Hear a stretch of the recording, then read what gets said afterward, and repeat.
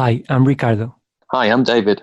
Welcome to Tips, a show about traveling, internships, professional programs, study groups, students, and education in general. Today we're talking about why studying overseas and getting the international travel experience is so important.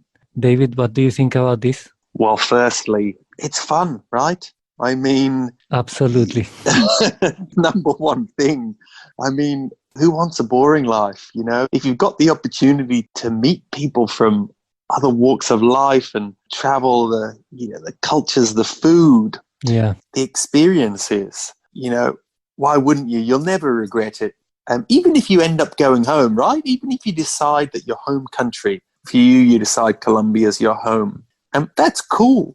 But, you might find a new home. Me and you both found Australia is our adopted home. And for me, it's the home forever. But in between that, I've been to 120 other different countries before I arrived in Australia. So it's fun. It makes you feel alive, right? Yeah, no, in fact, that's something I really regret not doing. I had the opportunity or the chance to go on study abroad and exchange while I was doing my degree. Yeah. I didn't take it because I was like, no, I need to focus on my studies. I need to finish early and I may not get credits when I come back, and I never did. And now I regret it so much that if I could go back, I'll do it. Because you're completely right. Traveling for me gives you understanding. You understand other people. Instead of saying that's wrong, you say, no, I know why you do it differently from me because of this and this and that. It's just different. Exactly. So Exactly. You become more open. You grow as a person. It just gives you so much that it's so important. Yeah, exactly. And it makes you grounded, right? I mean, it humbles you and it makes you realize what you have. It makes you treasure the important things in life, your family, the country that you live in.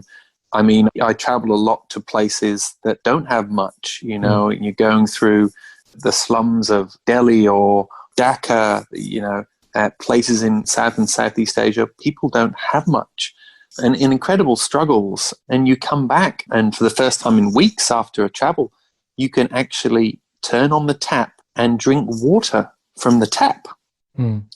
Right? But you've been drinking for granted. Yeah. You take it for granted. All of these things, when you're living in a developed Western nation like Australia, and travel just truly grounds you and makes you realize, focus on what we truly have and get an appreciation for everybody else out there in the world. And it gives you empathy, right? You start to understand others and your place in the world. And if you're good at empathy, then you're good with people. And if you're good with people, you've got a good chance of being successful in life, I think. Yeah, I completely agree with you. I think it teaches you two things. One, to be grateful when you go see places that you say, I have a very good life. And second, it also opens up opportunities, I think, because sometimes you see how creative people can be, how they bring solutions to problems, and you say, we could implement that in where I live. We can do this type of business back home. So you come with so many ideas that it just works. I haven't found a negative of traveling, to be honest. No, totally.